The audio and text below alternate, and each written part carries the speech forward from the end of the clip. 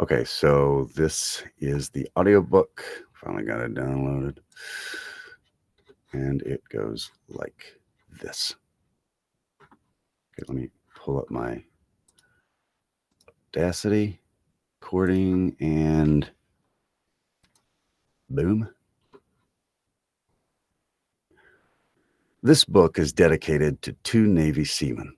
My father-in-law, Alaska Supreme Court Justice Robert G. Connor, a veteran of World War II, and my brother-in-law, John Quinn, gunner's mate, 1967 to 1971. Thank you for your service.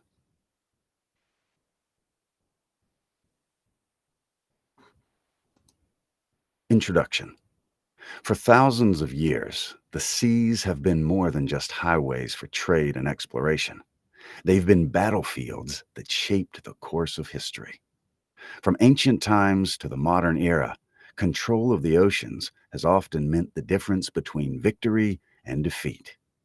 In this book, you'll discover how naval warfare began with wooden ships powered by oars and sails, battles in which ramming and hand-to-hand combat were key tactics. As you turn the pages, you'll see how technology, so that's how I just mark if I make a mistake or something, or do this, and that sort of spikes it.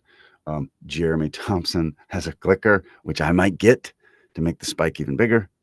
But do that right there.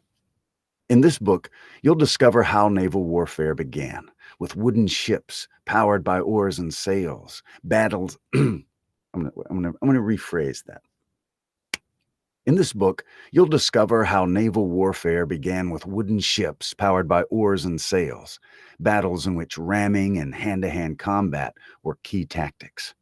As you turn the pages, you'll see how technology transformed the seas into even deadlier arenas, bringing in steel warships, powerful cannons, aircraft carriers, and submarines.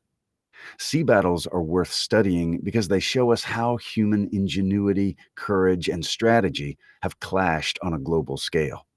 These battles have determined the fate of empires, protected nations, and changed the way wars are fought.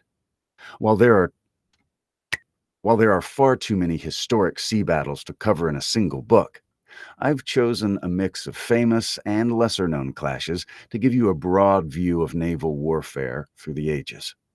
You'll notice that the last truly massive sea battles happened during World War II. After that, high-tech weapons like guided missiles allowed ships to strike from far away, changing the face of naval combat forever. So get ready to dive in. The ocean is calling, and its history is filled with epic stories. P.S. 2 items. First, at the back of this book, I've provided a glossary with definitions of naval terms. Make sure you check it as you're reading.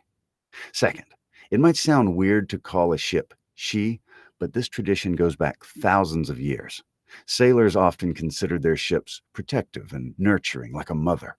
Also, many languages, Latin and French, for example, refer to objects as she and he.